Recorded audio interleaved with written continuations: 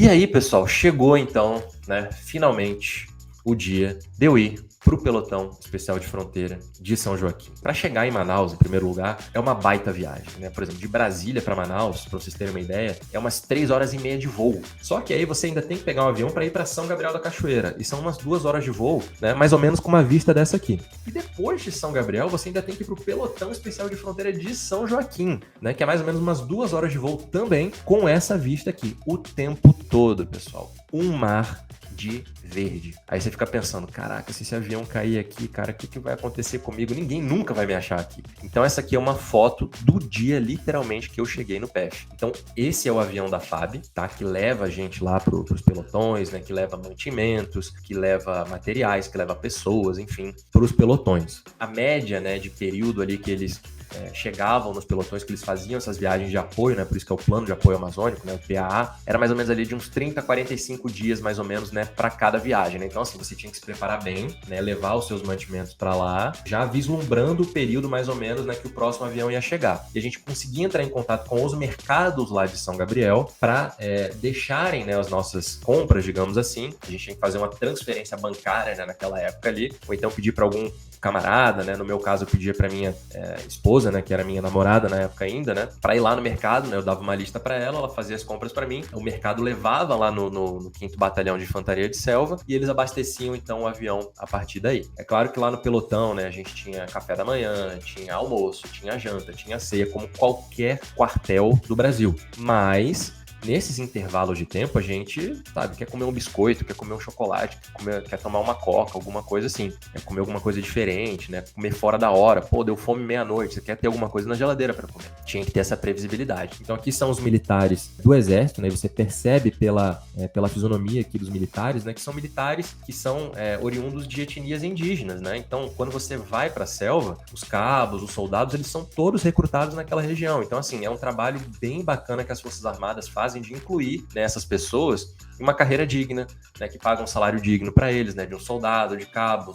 É uma oportunidade que eles têm de, sabe, de dar uma alavancada na vida deles, assim, pessoal, profissional, eles aprendem uma série de coisas que, sinceramente, se não fossem as Forças Armadas, talvez eles não tivessem oportunidade. E aqui do lado direito são os militares, né, da FAB, né, então há essa operação em conjunto, digamos assim, né, com os militares do Exército, da FAB, para trazer esses mantimentos lá pro pelotão. Então, como é que foi a minha adaptação lá? Essa aqui é uma imagem, pessoal, das casas que existiam lá no terceiro, que existem certamente ainda, né, do terceiro pelotão especial de fronteira de São Joaquim. Eu, o médico, o Pedro, e o farmacêutico Fabrício, né, a gente dividia uma casa dessa, né, tinham 3 quartos nessa casa aqui, que a gente residia, aí a gente, né, se organizava, né, a gente comprava, cada um comprava suas coisas, a gente enchia a nossa geladeira que a gente tinha lá, cada um tinha o seu quarto, a gente organizava as coisas, a gente se organizava para fazer faxina, fazer o rodízio, a gente, né, tentou se organizar da melhor maneira possível para a gente ter uma vida digna ali, né, e com a moral mais elevada possível ali para suportar essas dificuldades, assim, que existem, né, de você estar realmente num lugar bem afastado, assim, de tudo que você já viveu na sua vida até aquele momento. E essa convivência, né, ela é muito interessante, né, foi uma experiência também que eu jamais tinha passado antes. Então, assim, eu não tinha a menor noção de como era conviver com outras pessoas de uma maneira tão íntima, assim, pessoas de backgrounds, assim, diferentes, pessoas que você começa a conhecer mais de perto, assim, e você não tem escolha, você tinha que morar com elas ali mesmo, e você começa a enfrentar algumas dificuldades, algumas coisas irritam. Foi um grande aprendizado nesse sentido, de você se acostumar com rotinas e hábitos de outras pessoas, ou então com pessoas que não têm rotinas e hábitos, então aquilo te atrapalha. Então, assim, foi uma experiência bem diferente. Então, essa convivência foi um grande aprendizado também. E outro grande aprendizado que eu tive também foi na parte odontológica. E lá no PEF a gente atende os militares. Essa é uma foto do consultório, né? Um consultório bem simples, né? Também, né? No meio da selva, né? Mas percebam que essa aqui é uma cadeira nova, que tá inteiraça, uma cadeira da Cavo, pessoal, que chegou naquele avião do PA da FAB que eu falei para vocês. Por que chegou essa cadeira lá? Porque eles tiveram essa previsibilidade, né? Os militares responsáveis, né, por adquirir esses equipamentos e tal, de que iria um dentista lá para o terceiro pelotão especial de fronteira de São Joaquim. Então foi adquirida uma cadeira da Cavo e ela veio no avião comigo. Quem montou essa cadeira, né, foi eu e alguns soldados, né? Um sabia sobre a parte elétrica, outro sabia mais sobre a parte hidráulica e eu tinha o conhecimento odontológico. Fala, cara, foi basicamente assim, cara, aqui sai água, aqui tem que acender uma luz. E a gente foi conectando tudo direitinho com o manual e tal, juntamos esse conhecimento e montamos a cadeira rapidamente, inclusive. E tava funcionando. funcionando, né? E aí eu fazia os atendimentos aqui com os militares, né? Esse aqui é um atendimento provavelmente a um soldado lá do pelotão. Tinha também o atendimento a dependentes, né, de militares que serviam lá nesse pelotão. Tinha mais ou menos 70 pessoas morando lá no pelotão de fronteira, né, entre militares e seus dependentes, né, esposas, filhos, né, e atendia também, pessoal, os indígenas principalmente da etnia Curipaco, tá, que era a etnia, imagino que seja ainda, né, a etnia predominante lá nessa região do 3º Pelotão Especial de Fronteira de São Joaquim. Esse atendimento aqui em si, como você pode ver pelo calção aqui, não é de um indígena, tá, é de um militar mesmo lá do pelotão,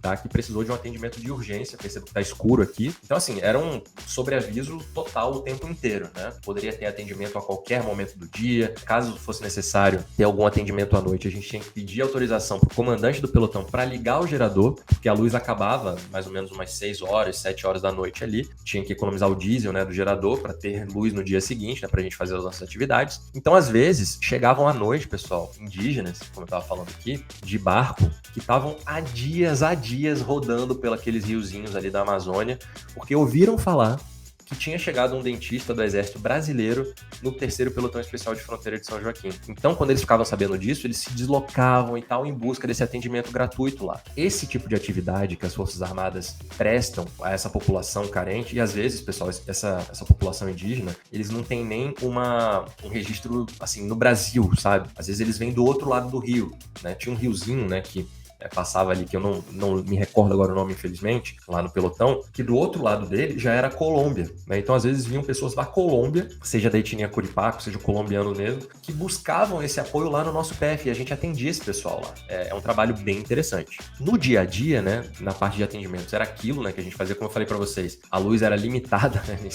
no pelotão, né, como acontece na maioria dos pelotões, né, tudo por diesel, né, gerador à base de diesel, então assim, a gente tem que economizar esse combustível para não faltar lá na frente. E como que a gente se comunicava, então, no dia a dia com os nossos familiares, nossos amigos, no meu caso com a minha namorada, né, que estava em São Gabriel, minha esposa, né, que na época era namorada ainda, era ou por esse orelhão aqui, ou por um telefonezinho que ficava aqui no centro dessa casinha aqui, dessa espécie de tenda aqui. Então, cada um tinha 15 minutos, né, para conversar no telefone, e era uma fila enorme, né, eu tô sentado aqui nessa foto que eu tirei aqui, eu tô sentado num banquinho de espera aqui para falar no telefone. Então era assim que a gente conversava, né, nos telefones ali no PF, né, pra gente se comunicar com os nossos familiares, enfim.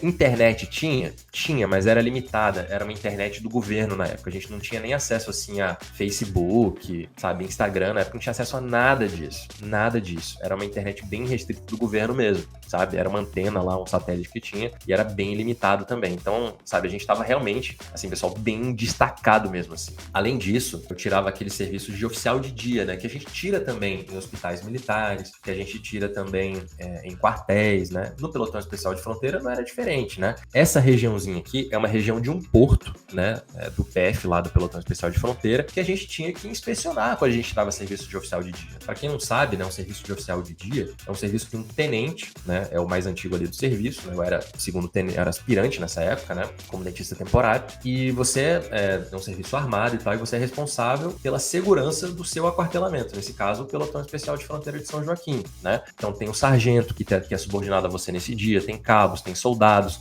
todo mundo armado com fuzil, nesse caso aqui, né, no pelotão especial de fronteira de São Joaquim, e você tem que assumir a responsabilidade de chefiar esse pessoal. Eles não querem saber se você é dentista, eles querem saber o que um aspirante, né, ou um tenente vai distribuir de ordens para ele, como vai liderar esse pessoal no dia de serviço. Então a gente tinha que ir, era uma caminhada de mais ou menos uns 20 minutos, né, do porto até o PF ali e tal, tinha que ir lá de dia, tinha que ir lá à noite, então assim, sabe, é uma atividade assim que faz você realmente crescer bastante, amadurecer bastante forçadamente, sabe, então foi uma experiência bem diferente de tudo que eu já tinha passado até então na minha vida.